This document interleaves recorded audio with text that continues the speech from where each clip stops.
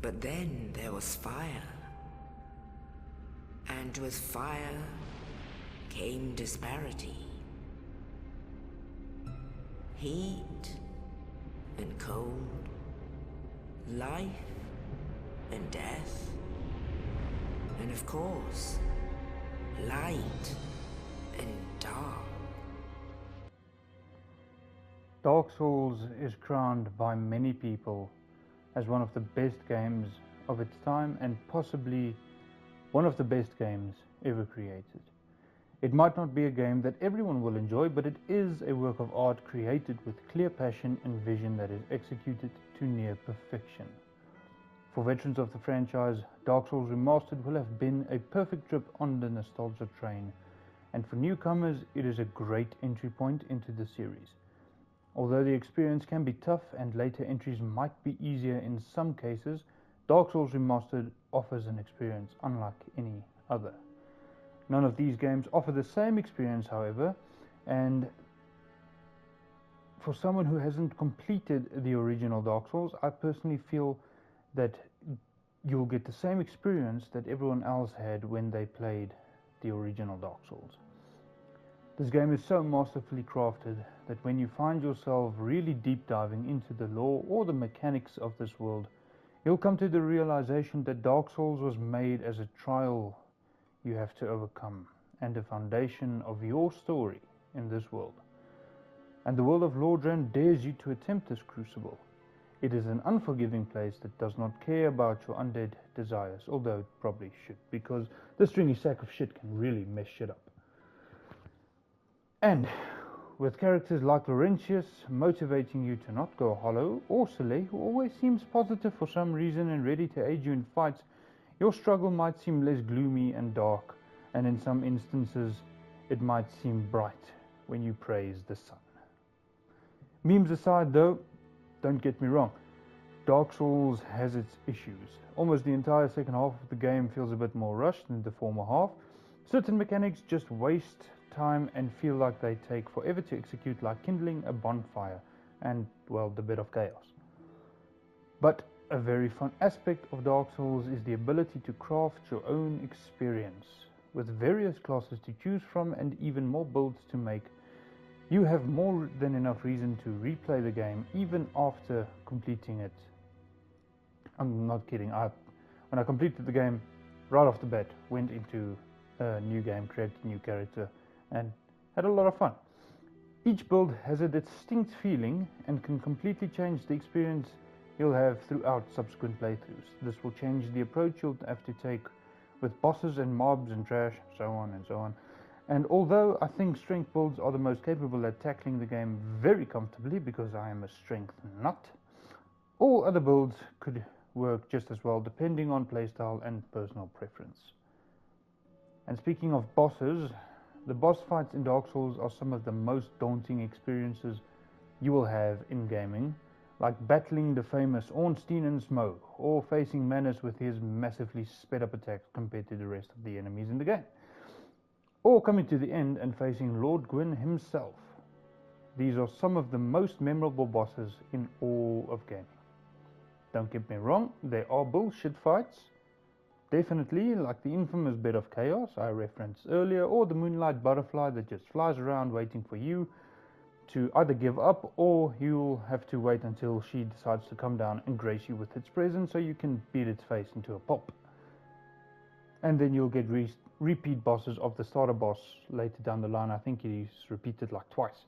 So yeah, there are shortcomings, but those type of instances are luckily scarce and not all that prominent. Your fight against these powerful beings will be a struggle until you learn what the game is trying to teach you. Although some bosses are much easier than others, but it is mostly due to the age of the game and the design tools available at the time of its creation. These fights are merely obstacles. Most bosses have their own identity and fighting style, making mostly all of them feel like a completely unique encounter, and some of them can even bring tears to your eyes. Be it tears of sadness or frustration, it's really a gamble.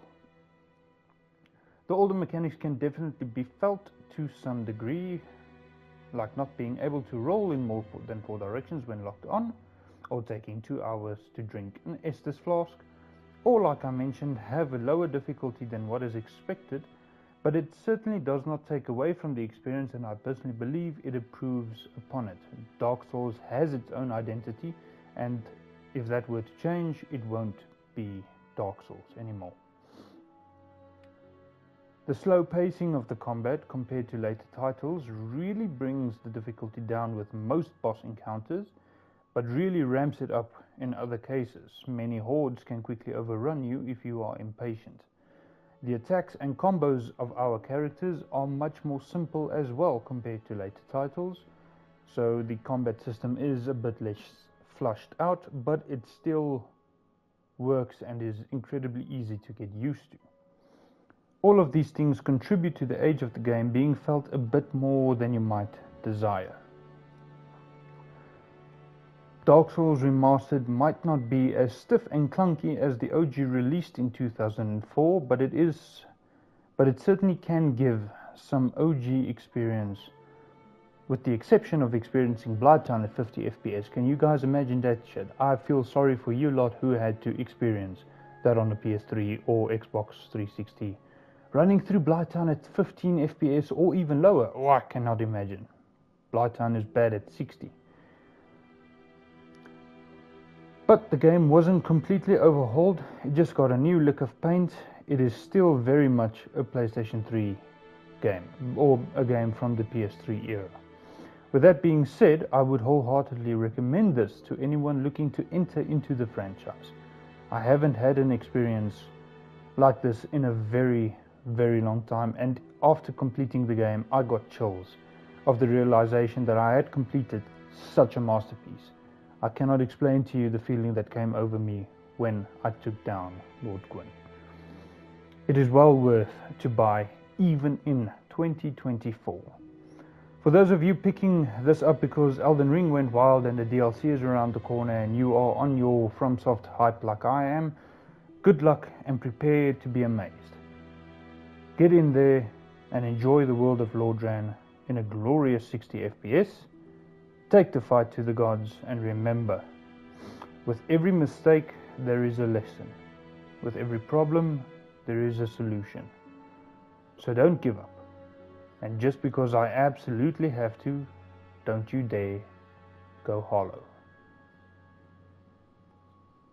Now, for those of you who have made it this far in the video, allow me to extend to you a very big thank you, and I hope you'll consider hitting that like button, subscribing to the channel, because it really helps me out.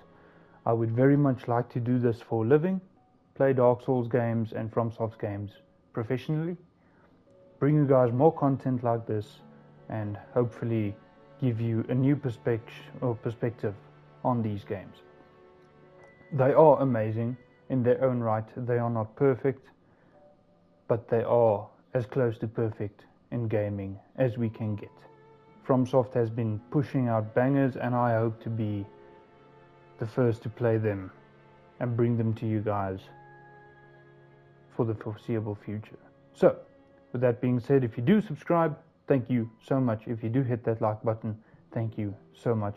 May God bless you all, and stay safe.